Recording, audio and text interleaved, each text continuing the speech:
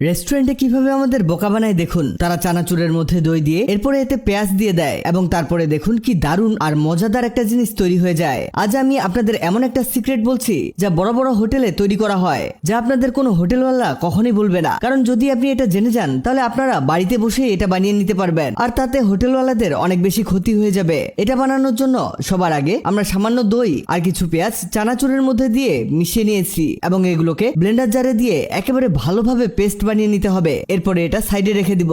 এরপর আমাদের একটা বড় বাটিতে 1 কাপের মতো বেসন নিতে হবে। তারপর এতে আমরা মিক্সিতে পিষে রাখা সেই জিনিসগুলোকে দিয়ে দিব এবং সাথে সামান্য ধনেপাতা গুঁড়ো, মিক্স মশলা গুঁড়ো, কাশ্মীরি লাল মরিচ গুঁড়ো দিয়ে সামান্য লবণ দিয়ে একেবারে মিশিয়ে নিতে হবে ভালো করে। আর এটা যদি বেশি ঘন লাগে তাহলে সামান্য পানি দিয়ে এভাবে ফাইন পেস্ট বানিয়ে নিতে হবে। যেমন আপনারা দেখতে পাচ্ছেন আমরা এটা ভালোভাবে মিশিয়ে একেবারে ফাইন পেস্ট বানিয়ে নিয়েছি। আর এর কনসিস্টেন্সি দেখতে পাচ্ছেন, এটা না বেশি ঘন না বেশি পাতলা, আপনারাও এরকমই রাখবেন। এবার বন্ধুরা আমাদের একটা গোলাকার মোল্ড নিতে হবে যাতে আমরা কেক বানাই। এবার এই মোল্ডে সামান্য তেল বা ঘি দিয়ে চারপাশে ভালোভাবে মিশিয়ে নিতে হবে এবং এরপর এতে সব পেস্ট ঢেলে দিতে হবে আর সেট করে সাইডে রাখতে হবে। এরপর একটি প্যানে 1 লিটারের মতো পানি দিয়ে তারপর এতে এরকম একটা স্ট্যান্ড বসিয়ে এর উপরে মোল্ডটাকে বসাতে হবে। এরপর ঢাকনা লাগিয়ে দিয়ে 20 মিনিটের জন্য মিডিয়াম স্টিমে রান্না হতে দিতে হবে। 20 মিনিট স্টিমে রান্না হওয়ার পর এটাকে প্যান থেকে বের করে নিতে হবে। একটি প্লেটে উল্টে দিয়ে বের করে নিবেন এবং এটাকে পনিরের মতো করে ছোট ছোট কিউব করে কেটে নিতে হবে। যেমন আপনারা দেখতে পাচ্ছেন আমরা এটাকে ছোট ছোট কিউব করে কেটে নিয়েছি। এরপরে বন্ধুরা আমাদের একটি প্যানে সামান্য তেল নিতে হবে